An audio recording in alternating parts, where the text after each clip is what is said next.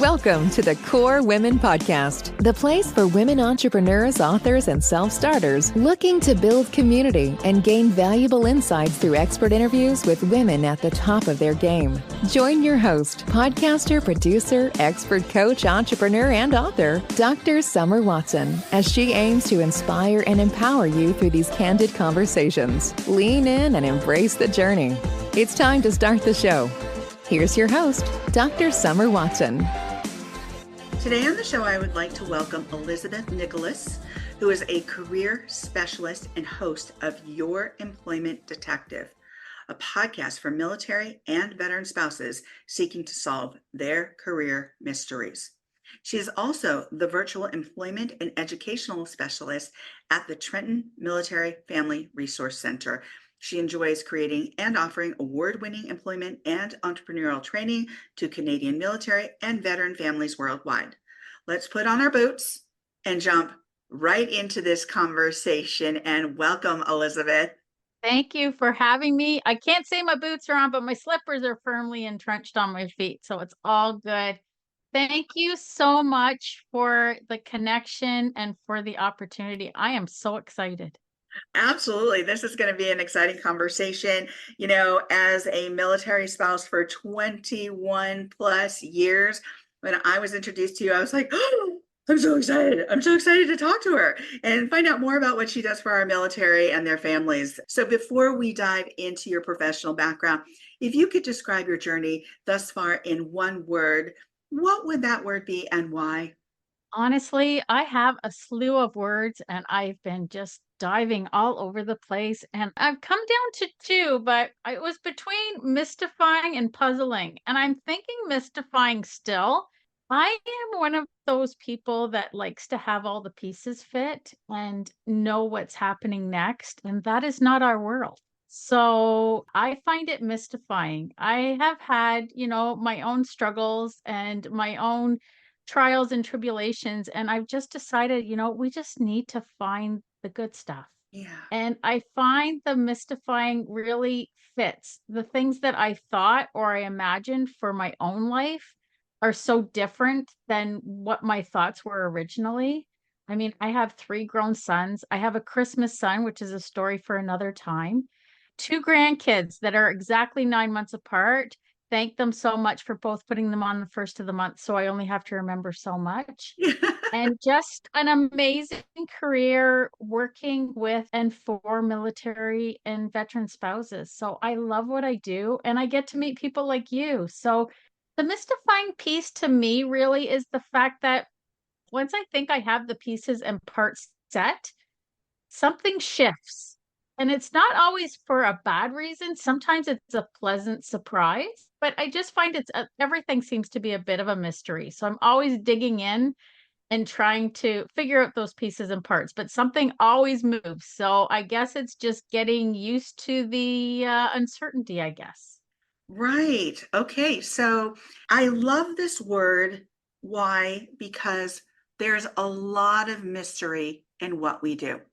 There's a lot of mystery, and part of mystery is change. And there's one constant, if nothing else in this world, it is change.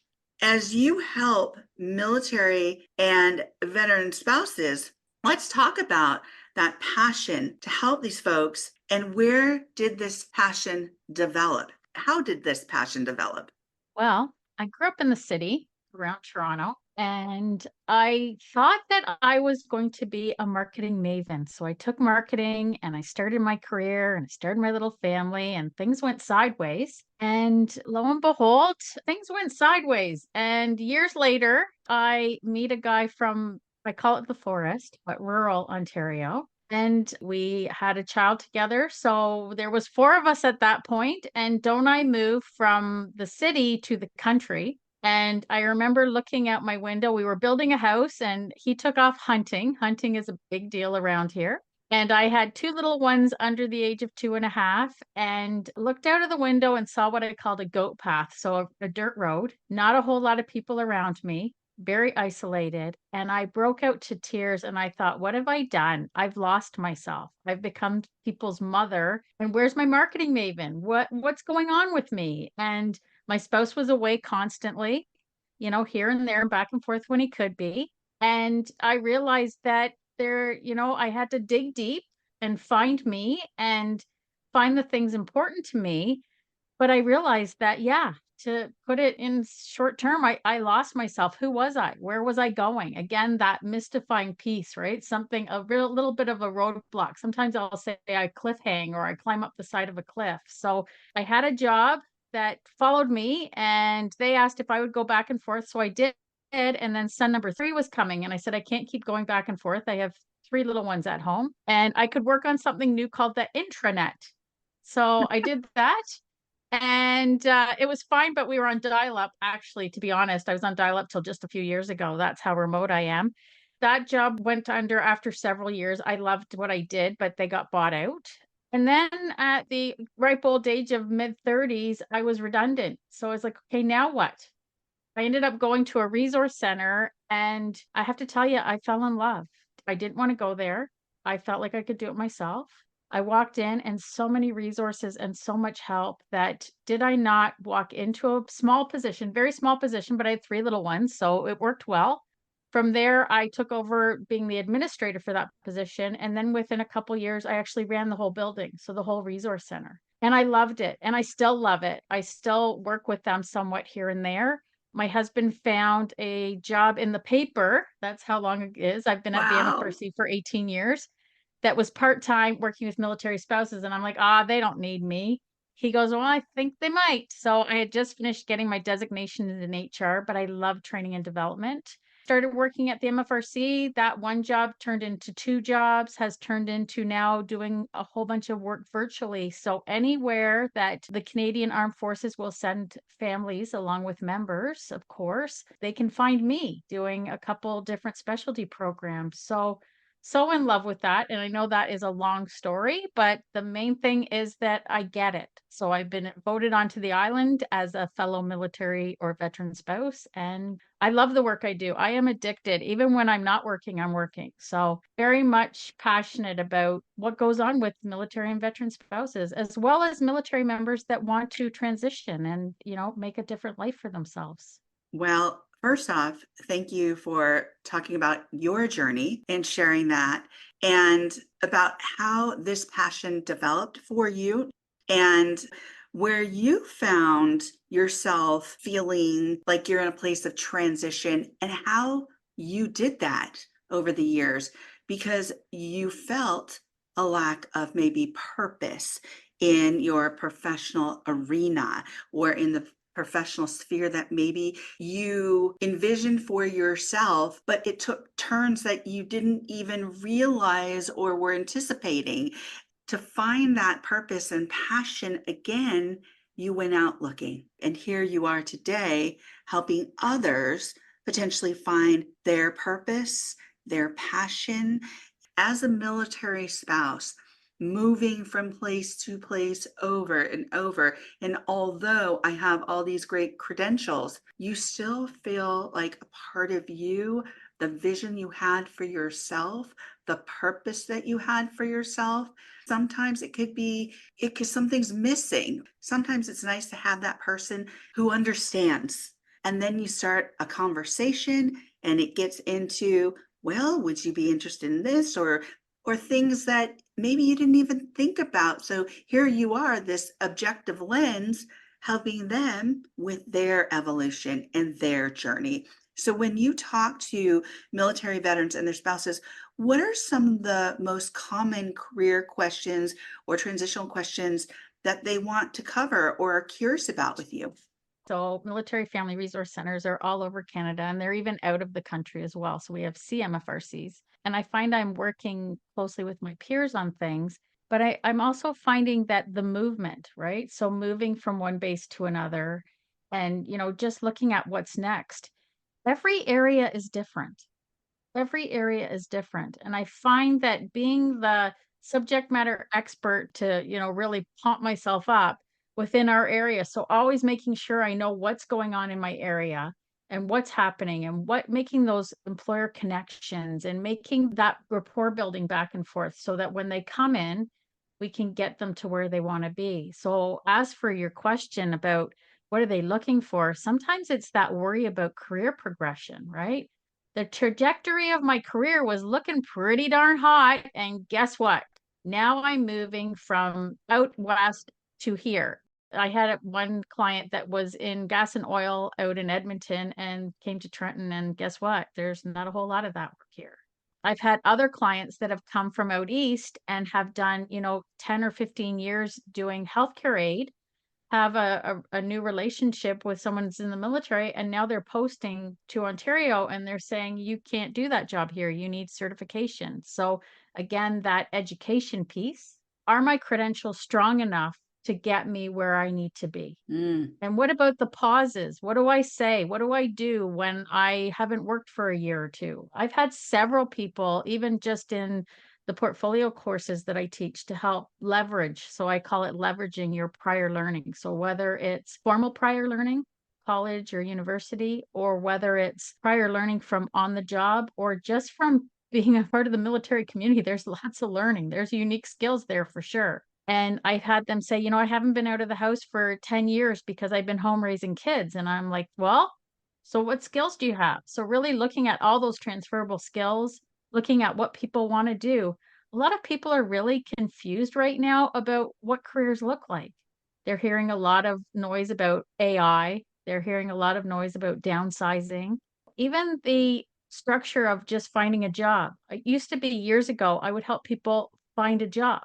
Now we have some skill shortages. People can get out and find a job, but they want a career. It's two different things, right? Right. So how do I get a career? How can I leverage what I'm doing, but really look deep into what I want to do next? And I don't know about the people that you're talking to, but a lot of people that I talk to don't know what they want to do next. Yeah. It's kind of like a moving target. While there's some industries that are growing, like healthcare, childcare, there's some different industries that are very much have that growth potential. Not everybody's interested in those, or they might want to do something different, right? Right. And it's just looking at how do you do that? I call it like that internal audit. How do you figure out what would really speak to you? What is it that you want to do next? What lights you up? What makes your Monday much more manageable? I would hate for anybody I work with to, not enjoy their Sunday because they're worried about their Monday, right? So I always say to Mm. them, let's go a little deeper. People will come to me and say, I need a resume. I'm like, well, that's great. Let's do a resume. But what do you need it for? I don't know. So we kind of wind it backwards a little bit, right? We need to do some introspection. We need to do some, I call it internal auditings, where you talk about what you want and need and what you value. And then you look at those value alignments. Well, how does that company align with you? Not how do you align to them? How do they align with you? Yeah. What do you want first? So I don't know if I answered your question or not. Well, I think you absolutely did, because I asked you what are some of the most common career questions that they would want to cover, some things that they're curious about in the career sphere. And you did, you very much did, because as I'm listening to you talk and some of the things that you've mentioned, many of the things that you've mentioned, working not just as a military spouse and moving from place to place, but also working with veterans and military spouses to construct those resumes, to help them figure out what's next, because it does take courage. And in our mind, we might have an idea of our trajectory, where we wanted to be. And that change as a military spouse, that has changed for me dramatically. It doesn't mean that I didn't attain my goals. That's not what it meant. It meant that the way that I proceeded to achieve those goals, the way that I looked at a career, the way that when we moved from the United States to Okinawa, Japan, which is a small island, what would I be doing there, and having to think more creatively.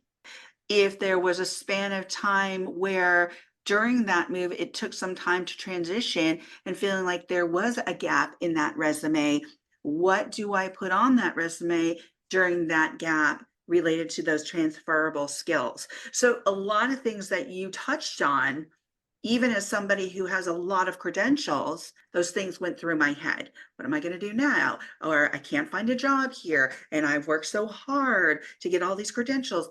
There was even that feeling of, where is my purpose? What has become of me? We don't lose that.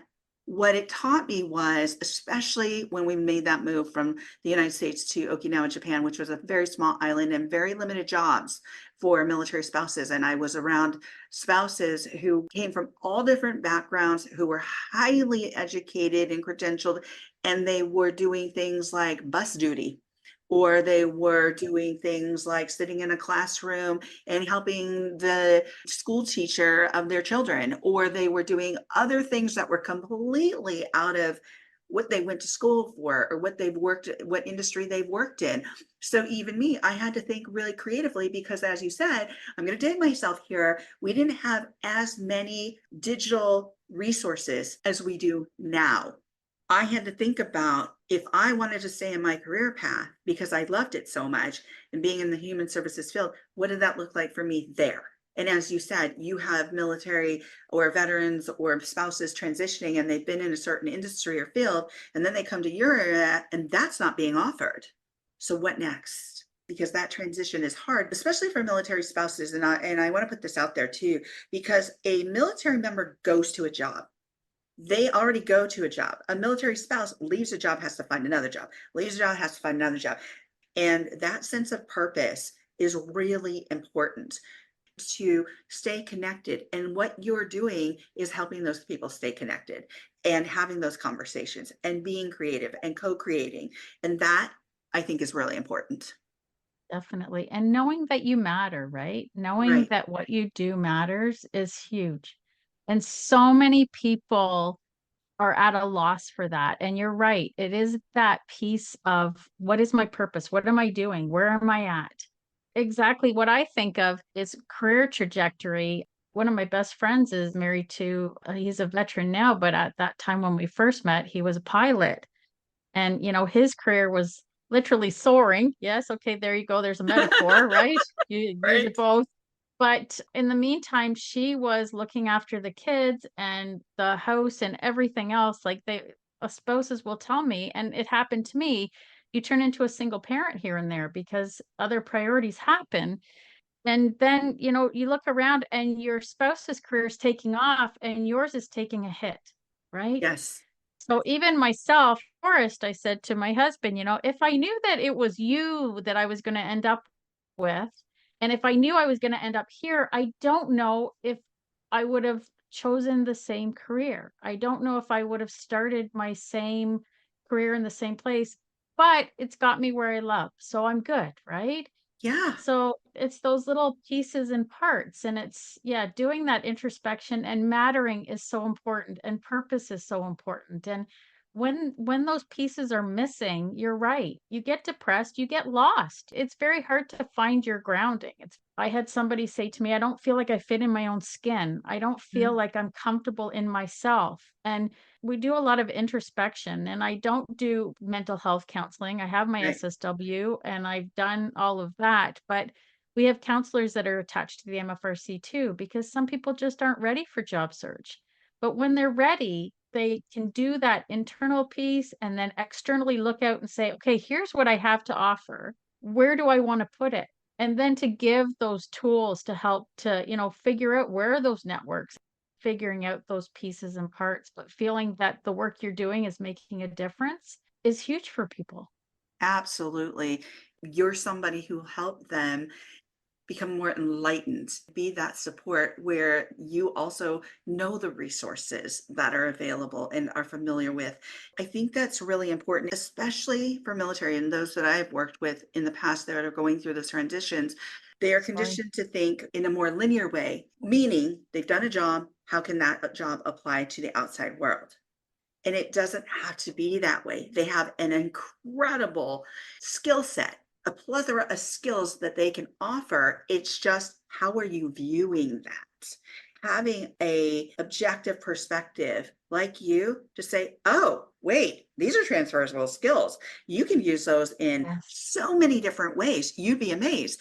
And it doesn't have to be just this one way.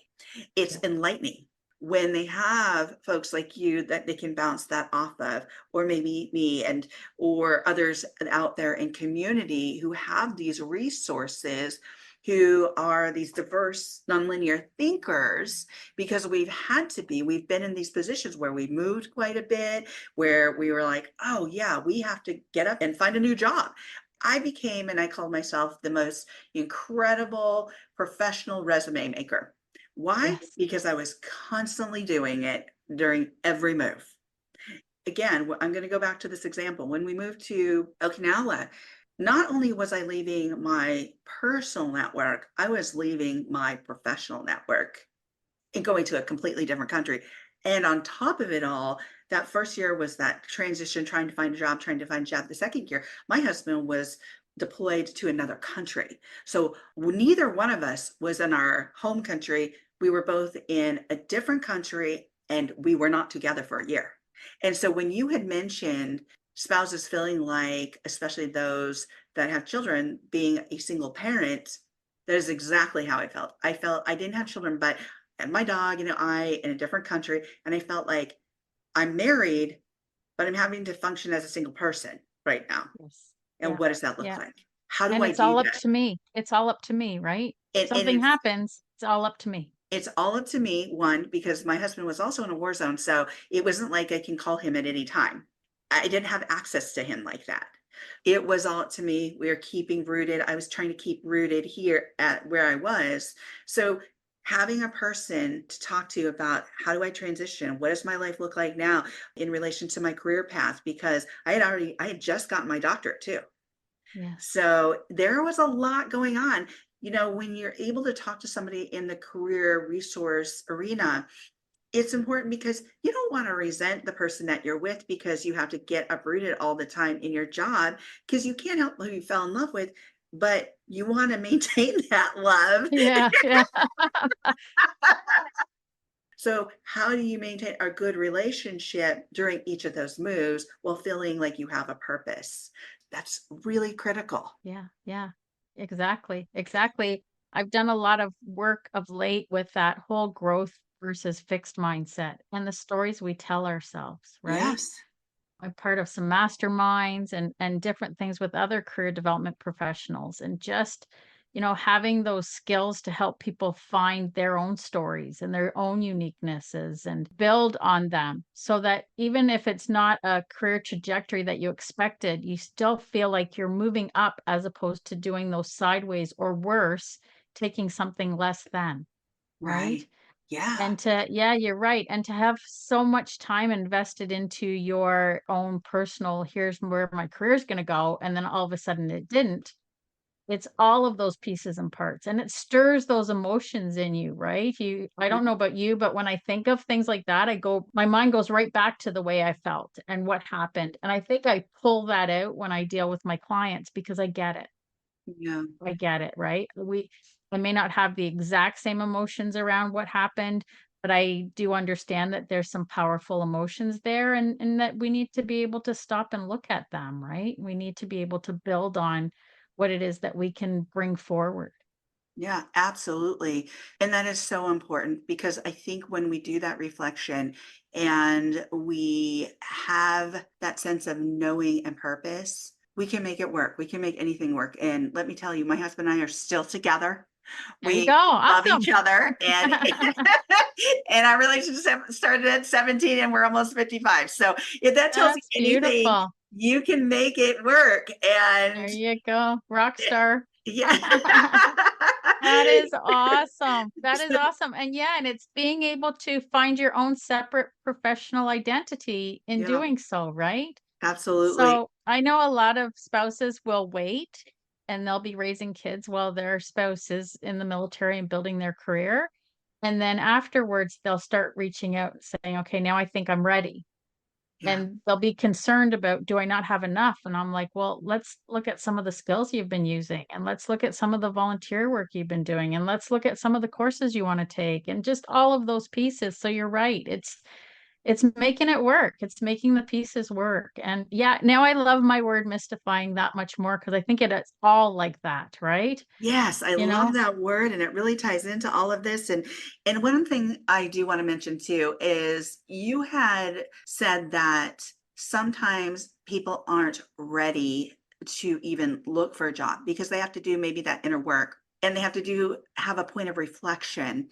And I get that and I understand that. And at other times too, they might be confused because they haven't experienced anything for a long time other than the military or maybe the military lifestyle. So in that case, I would say go out and find a mentor, go out and find a coach. And more importantly, go out and volunteer because you never know what might come of that, not just as a job, but as a development in your curiosity and your creativity to find something unique and new that you didn't know you were passionate about.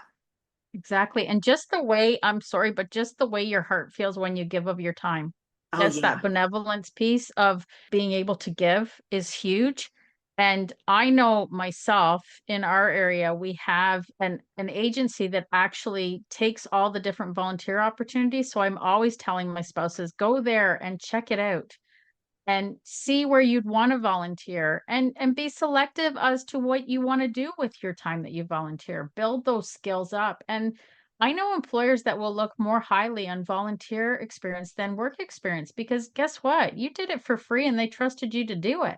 Yeah. So, there's some really great benefits. And also, honestly, I have met people that thought that they wanted to go back to school for a certain occupation or to work in a certain area that had gone into volunteer. And when they're in there for, a week, a day, or whatever, usually it takes more than a day, but they're in there a little bit and they're like, oh, I don't think that's a right fit for me. Well, guess what? They just saved a lot of time and energy and money too, right? So Absolutely. great ad to consider volunteering. Yeah, definitely. Yeah, well, there's been so much that we've covered, and I want you to just touch on your podcast as well, Your Employment Detective. Tell us more about that and where folks can follow you and this podcast. Perfect. Thanks. Yes, your employment detective, that is me. It's like my alter ego. A lot of the work that I do is live and interactive. I won't tape Zoom groups when I do them because I want the groups to not feel that they are being recorded. I want the groups to be something that's authentic, that people can share. They can ask those silly questions if they want, or good questions, whatever. All questions are good questions as far as I'm concerned, but people were getting upset because they're like, there's nothing that's recorded. And what if I'm not available at that time? So I do the Hercs to start your small business. I do portfolio development, which looks after the RPL, but they're all recorded. So I wanted a podcast for the longest time. And my boss finally said, okay, do it. So I did it. So it's been out for a little bit over a year. It's on Spotify. It's called Your Employment Detective. And I'm having a blast. I am meeting the most incredible people. I always want it to be 15 minutes, half an hour at the most, and some resources, and just to connect people with other people, and just to realize that career development and job search and, building your career is so much more than a resume. To me, a resume fits somewhere in the middle, maybe near the end, but yet people just go directly for the resume stuff. And there's just so much more about it when it comes to really curating or creating your career. So I'm hoping that as I sniff around and detect and try to solve some of those mysteries, I might solve some of my own as well. So yeah, you can find Your Employment Detective on Spotify. You can find me, Elizabeth Nicholas, on LinkedIn. And you can hit me up at the MFRC. So it's www.trenton, Trenton, MFRC.ca. So it stands for Military Family Resource Center. Awesome. So as we come to the close of the interview, my last question is, if you were to give the listeners one tip to support their employment goals, what would it be, especially for those military families in transition or looking to make the jump from military life to civilian life?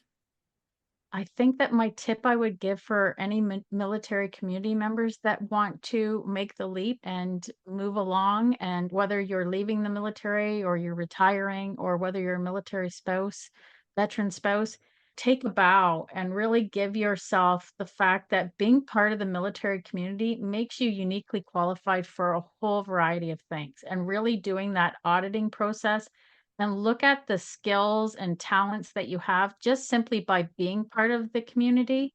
The resourcefulness and the persistence and the tenacity and just, for lack of a better term, grit. I mean, amazing, amazing skills and talents, and really educate people on who you are and what you're looking for. Don't be shy. You don't have to wear a thing around your head on LinkedIn saying "I'm looking for a job," and you don't have to wear a billboard that says, "Hey, give me a job."